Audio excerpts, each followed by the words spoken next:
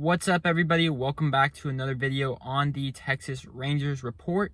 And the lockout is going on right now, so no free agents can sign, no trades can happen.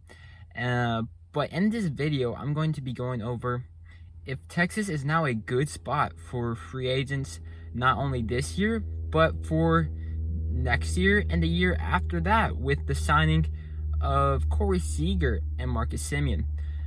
I don't know if John Gray and Cole Calhoun really matter too much, because I think the Rangers could have attracted them no matter what. But we have to think about this. Yeah, it's not like MLB The Show where you can just go sign whoever. There has to be mutual interest.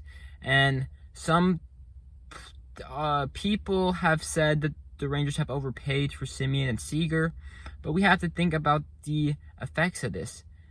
The Rangers have signaled to players, to teams, that we're trying to compete. So maybe we overpaid for Semien and Seager just a little bit, but that showed to Seager and Semien that we're trying to compete. So that shows to other players that we're wanting to compete. And now Seager and Semien can vow, I forget the word, but can say, come play for the Texas Rangers. And now we don't have to overpay for those guys, because you have players saying, come play for us. Kind of like what LeBron James has always done, kind of what Tom Brady is doing right now with the Tampa Bay Buccaneers. So so maybe we overpaid just a little bit, but I think so many times people just look at one single metric. They look at $325 million for 10 years or $175 million for 7 years. They don't look at everything behind that. What can Seager and Semien do to recruit for the Texas Rangers? What do they bring besides just their offense and defense? What do they bring as leaders? What do they bring with their work ethic? Okay, so, and not only what do they bring in this free agency class, like, do we have a good shot at landing Clayton Kershaw? I think we really do. With Corey Seager there, that's a really good connection. But Chris Woodward, that's a great connection.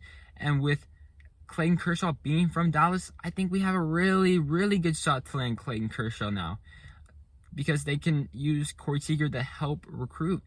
And if John Gray and Clayton Kershaw are close at all, I don't know if they are, but they can use that to help recruit. So many people don't even think about this. But now the Rangers can use this to help bring other people to Texas. And Texas is a big market. It's not as big as New York, not as big as Philadelphia, not as big as LA. But it's not Milwaukee, it's not Miami. It's still a big market. So guys can still benefit from advertisement. They can benefit from jersey sales.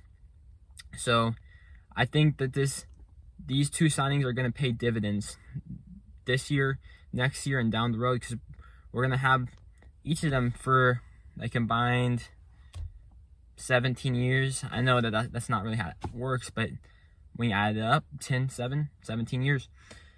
So that's one thing. But also just some minor transactions with the Texas Rangers. In order to create room on the 40-man, we outrighted David Garcia and Yohel Pozo. We also outrighted DJ Peters, and we actually were able to sign Yohel Pozo and David Garcia back on minor league contracts. And DJ Peters is actually working out a contract with a team in the KBO or the NPB. I think it's the NPB. I'm not too sure. I'll put that down in the comments, and just so it's all accurate. But yeah, those guys. But DJ Peters is probably going to be gone.